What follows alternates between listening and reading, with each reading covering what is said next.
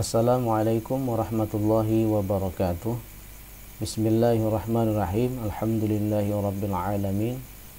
Wassalatu wassalamu ala asyrafil anbiya'i wal mursalin sayyidina Muhammadin wa ala alihi wa sahbihi ajma'in, amma ba'du.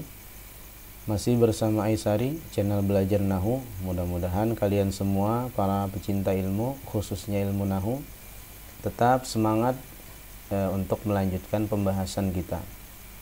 Jangan lupa ya untuk terus berlatih, kemudian terus mengulang hafalan dari materi-materi yang sudah kita pelajari.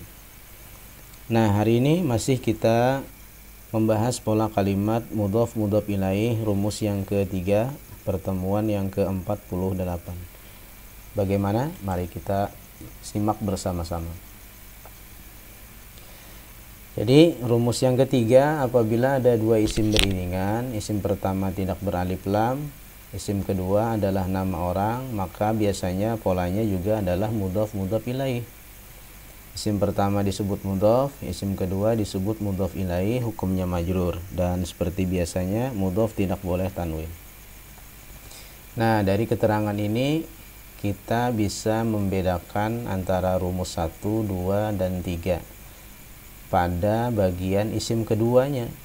Kalau rumus yang pertama ya, isim keduanya adalah isim beralif lam. Untuk rumus yang kedua, maka isim keduanya adalah isim dhamir muttasil. Sedangkan yang rumus ketiga ini isim keduanya adalah nama orang. Nama orang itu disebut juga dengan alamiyah dalam istilah ilmu nahu. Nah, perbedaannya di isim kedua aja ya biasanya. Untuk lebih ringkasnya atau lebih menancap di dalam pikiran kita, kita hafalkan saja rumus yang ketiga ini, tidak banyak juga. Bismillahirrahmanirrahim. Pola kalimat mudhof mudhof ilaih, rumus yang ketiga. Apabila ada dua isim beriringan, isim pertama tidak beralif lam dan isim kedua adalah nama orang, maka polanya adalah mudhof mudhof ilaih. Isim pertama disebut mudhof, isim kedua disebut mudhof ilaih, hukumnya majrur. Mudhof tidak boleh tanwin.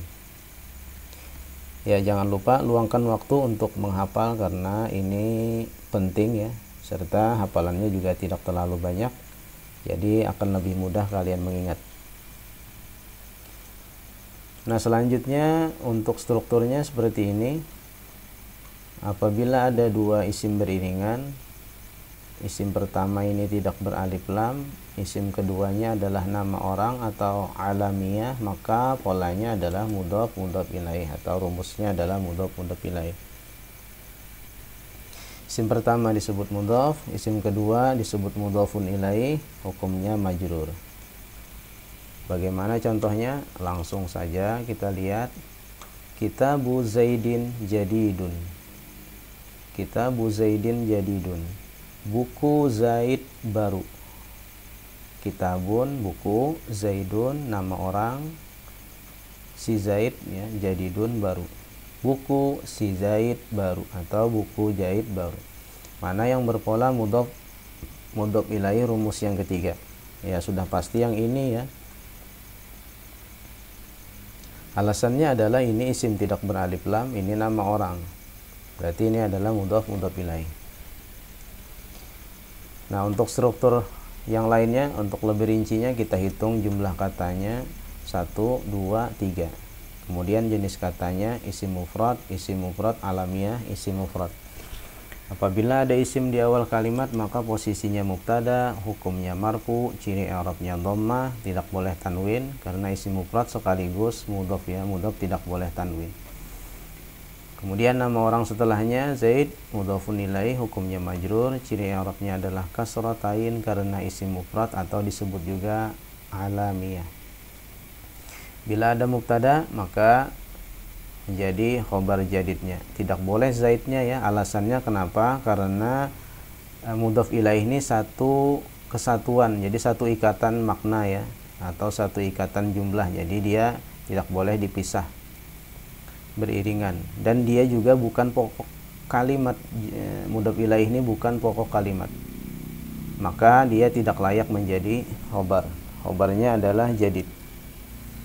hukumnya marfu, ciri i'rabnya dhammatain karena isim mufrad. Maka dari struktur ini kita bisa temukan bacaan dan baris yang tepat, yaitu Kitabu Zaidin Jadidun. Kitabu Zaidin Jadidun. Buku si Zaid baru. Jadi polanya adalah mubtada khobar dengan sisipan mudhaf ilaih. Tidak boleh dibaca Kitabi Zaidun Jadidin ya, karena tidak sesuai dengan struktur ini. Berikutnya, Yantaziruna sayyarata Hamidin. Yantaziruna, mereka menunggu, sayyarah mobil, Hamid nama orang. Mereka menunggu mobil Hamid. Manakah yang berpola mudhaf ilaih rumus yang ketiga? Ya tentu saja yang ini ya. Alasannya ini adalah isim tidak beralif lam, kemudian ini adalah nama orang. Maka mudhaf ilaih.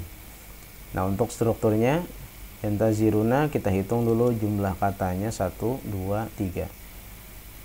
Jenis katanya af'alul khamsah, fi'il mudhari af'alul khamsah, ini isim mufrad alamiah. Maka dalam benak kita sudah pasti ya, bila ada fi'il itu adalah jumlah fi'liyah dengan struktur biasanya fi'il, fa'il, maf'ul bih. Yantaziruna hukumnya marfu. Marfu kenapa? Karena tidak dipengaruhi huruf nasab dan jazam, atau marfu litajarrud. Ciri i'rabnya nun karena dia adalah fi'il mudhari af'alul khamsah. Nah, af'alul khamsah otomatis sudah ada pelakunya, yaitu yang di sini kebetulan wazan yang ketiga, yaitu dhamir hum ya. Nah, apabila fi'il sudah ada, fa'il sudah ada, maka ini menjadi maf'ul bih. Hukumnya mansub, ciri i'rabnya adalah fathah karena isim mufrad sekaligus jadi mudhaf, maka dia tidak boleh tanwin. Hamid nama orang menjadi mudhafun ilaih, hukumnya majrur, ciri i'rabnya adalah kasratain karena isim mufrad atau alamiah. Maka dari struktur ini dapat kita baca seperti ini kalimatnya atau barisnya. Yantaziruna sayyarata Hamidin. Yantaziruna sayyarata Hamidin. Mereka menunggu mobil si Hamid. Jadi polanya adalah jumlah fi'liyah dengan sisipan mudhaf ilaih. Bagaimana? Sudah cukup bisa dipahami? Ya, satu contoh lagi ya. Fi baiti aliyin gurufatun. Fi di dalam, bait rumah, Ali nama orang, gurufatun kamar-kamar atau beberapa kamar. Ini bukan ala ya, Ali nama orang. Manakah yang berpola mudhaf ilaih? Rumus yang ketiga. Ya, tentu saja ini ya. Karena alasannya ini adalah dua isim beriringan, tidak beralif lam, kemudian ini nama orang, maka dia mudhaf ilaih.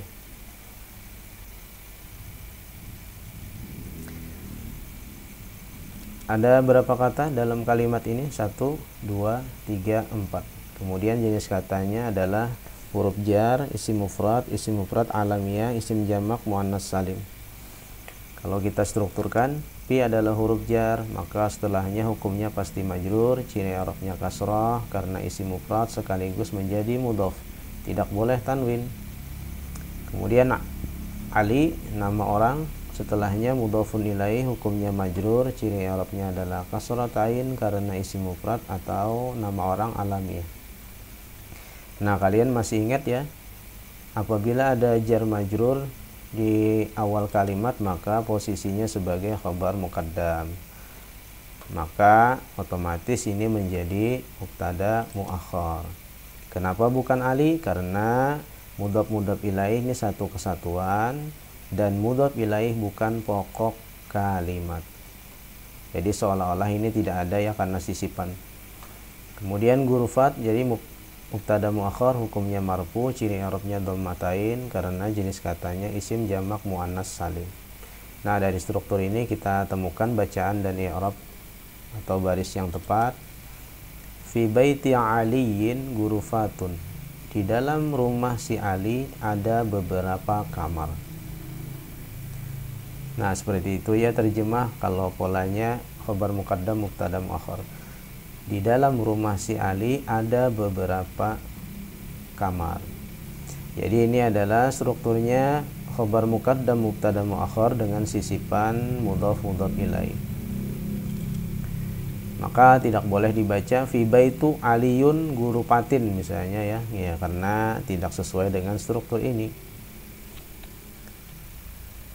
Nah, demikian untuk contoh-contoh dari pola kalimat mudhaf mudhaf ilaih rumus yang ketiga. Intinya adalah apabila ada dua isim beriringan, isim pertama tidak beralif lam, isim kedua nama orang, maka dia juga termasuk mudhaf mudhaf ilaih. Silahkan kalau kalian masih belum mengerti diulang kembali ya materi mudhaf mudhaf ilaih. Ada 3 materi yang sudah kita pelajari. Kemudian kalian silahkan berlatih juga untuk menambah keterampilan untuk rumus yang ketiga ini dari soal-soal berikut. Untuk nomor 1 itu tidak perlu kalian i'rab ya kata ini Allahummanya, karena masih belum kita pelajari. Jadi ini saja yang kalian i'rab. Kemudian nomor 2, 3, 4 dan 5-nya bisa kalian i'rab semuanya. Pulpen itu di tangan Hasan. Sekolah Hamid dekat dari rumahnya. Tugas Said adalah membersihkan jendela. Tugas Said adalah membersihkan jendela. Teman Arif belum pulang dari lapangan. Teman Arif belum kembali dari lapangan. Nah, seperti itu untuk terjemahnya, untuk membantu kalian ketika memahami kalimatnya serta memudahkan mengi'rab.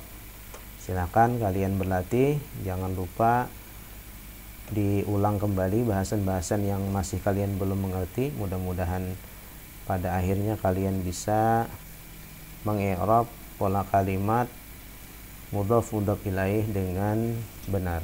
Wallahu a'lam.